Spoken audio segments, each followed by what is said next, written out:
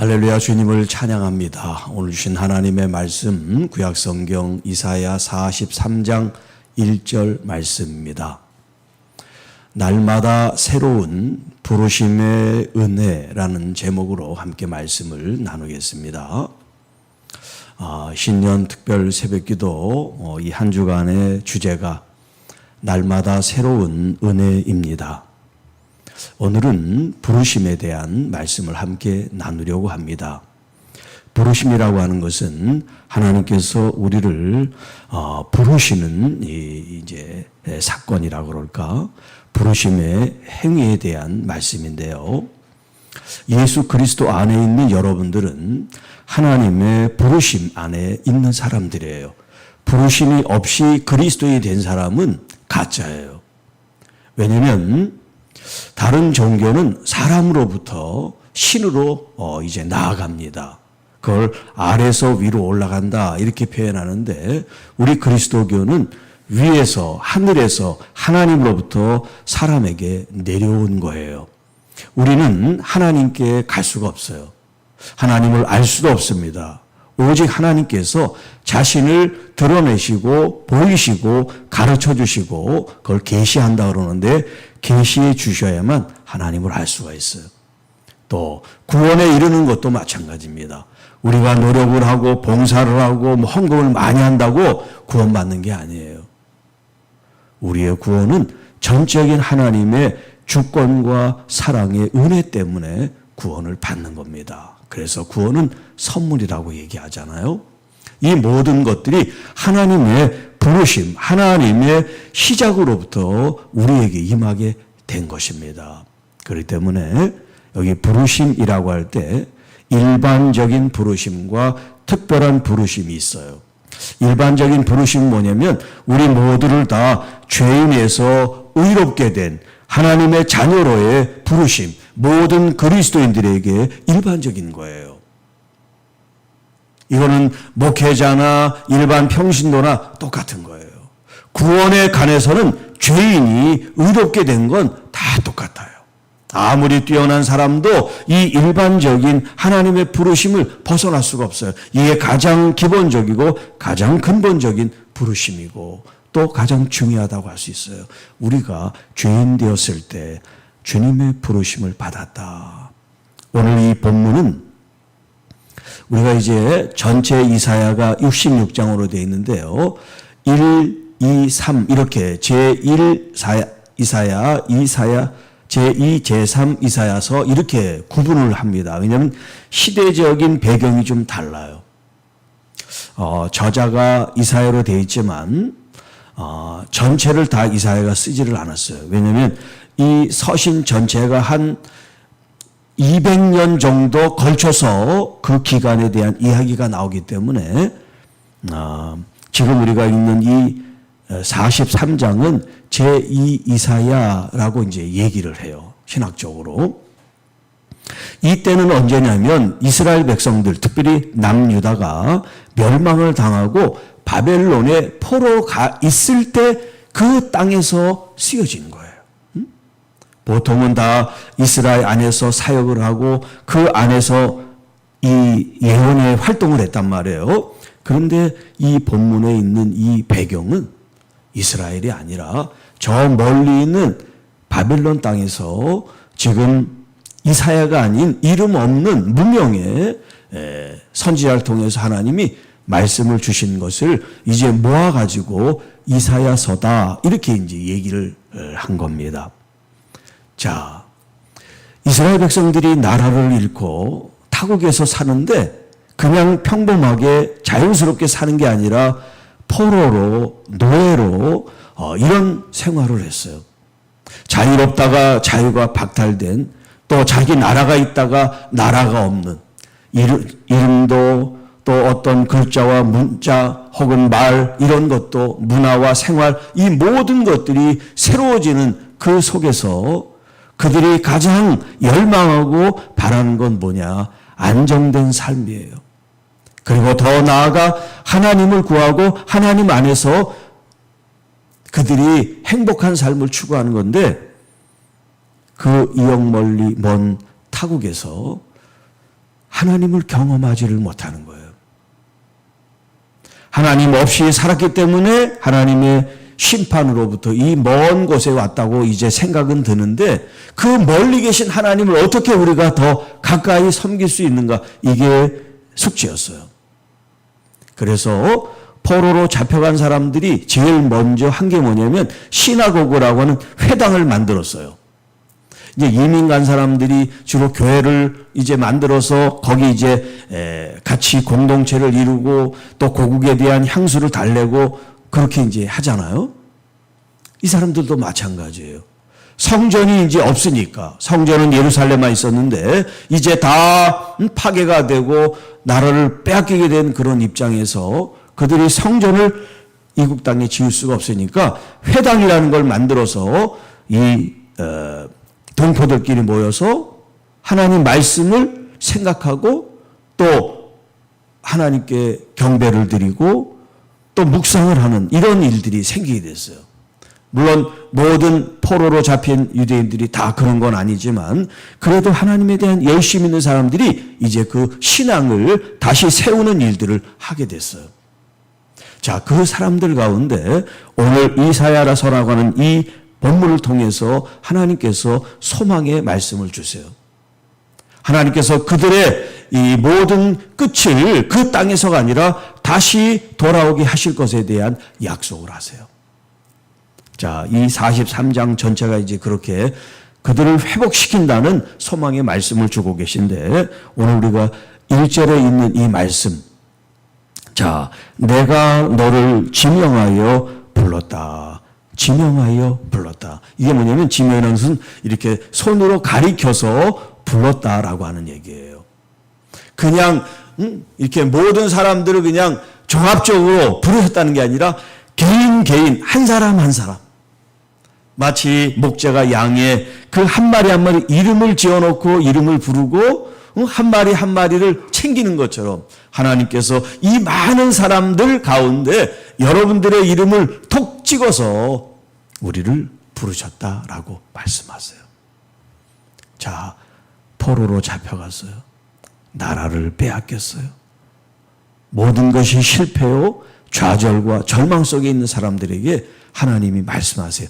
내가 너희를 구속했다. 하나님이 그들에게 구원의 손길을 여전히 펼치고 있다는 거예요. 이 구속이라고 하는 것은 언약의 단어예요. 하나님께서 그 언약을 아직도 파기하지 않고 너희들이 언약을 지키지 않았어도 나는 너희들에 대한 이 언약을 지금도 품고 있다는 말씀을 하고 있어요. 내가 너희들을 구속했고 지명하여 불렀나니 너희들은 내 거야. 하나님의 소유된 백성이라고 베드로 전서에도 나오죠. 하나님의 소유된 백성들. 이 소유라고 하는 하나님의 것이라는 이 개념이 히브리 사람들이 이제 단어를 쓸 때 우리가 이 땅에서 가장 가치 있고 가장 소중하게 여기는 그 단어를 사용했다. 그렇게 얘기를 해요. 자, 여러분들에게 소중한 물건이나 뭐 가치가 있겠죠. 요즘 뭐 금값이 뭐 굉장하다 그러는데 어떤 그런 가치 있는 보배가 여러분들에게 있을 때 그걸 가리킬 때 소유한다, 내 것이다 그런 개념을 쓴단 말이에요. 그러니까 하나님께서 비록 하나님 말씀대로 살지 않아서 책망을 받긴 했지만 그들을 향하여 하나님의 마음은 네가 내게 가장 중요한 존재야. 그런 의미로서 내가 너를 불렀는데 너는 내 거야. 나의 소유야. 나의 백성이야. 나의 자녀야. 라고 말씀하고 있는 거예요. 자, 이게 바로 일반적인 부르심을 의미합니다. 두 번째 부르심이 있는데 그건 뭐냐면 특별한 부르심이에요. 이 특별한 부르심은 뭐냐면 이제 일반적인 부르심을 받은 이 사람들이 그 다음 단계로 주님께서 부르시는 건 뭐냐면 바로 삶의 자리 속에서 하나님의 사명을 가지고 살아가는 부르심이에요.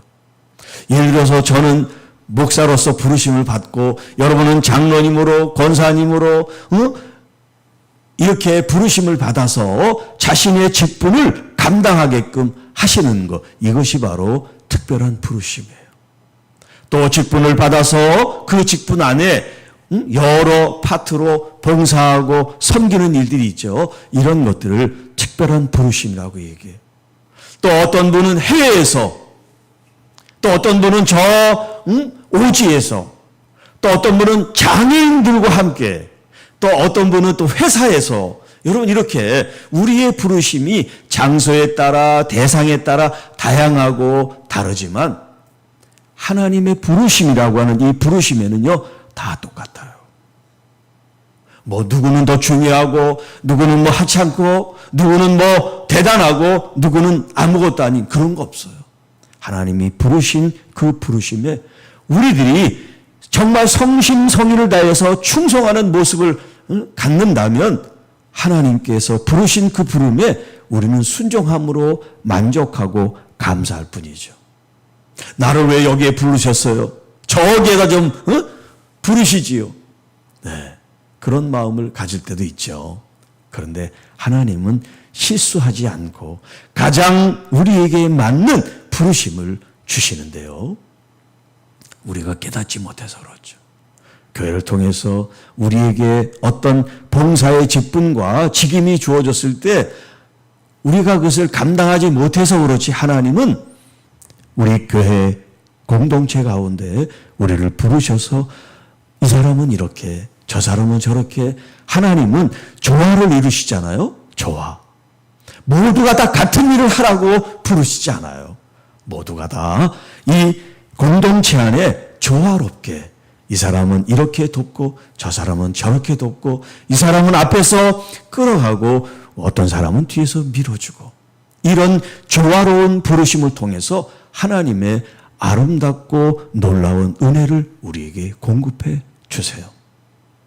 자, 그런데 때때로 이 부르심에 열심히 충성하다가 어떤 어려움과 어떤 그런 위기를 경험할 때도 있어요. 그럴 때 우리는 또 이렇게 반문해요. 아, 이 길이 내 길이 아닌가? 이 길이 부르심이 아닌가? 이렇게 생각할 때가 있어요. 아니에요. 주님이 어려움 속에서도 우리와 함께 하세요. 그 하나의 예가 뭐냐면 바울과 실라가 복음을 전하는 이 현장 속에 점치는 여종을 고쳐줬다는 이유 때문에 폭행을 당하고 감옥에 갇히게 돼요. 폭행당한 그 신체에 피가 흐르고 상처가 있고 아픔이 있어요. 그 자리에서 이 바울과 실라가 머리를 맞대고 우리가 복음을 여기서 괜히 전했나 봐. 그러니까 이런 고통을 당하지. 그러지 않고요. 서로 손을 잡고 하나님께 감사하며 찬양을 불렀어요. 그때 옥문이 열리고 착고가 풀어지는 놀라운 일이 있지만 도망가지 않았어요.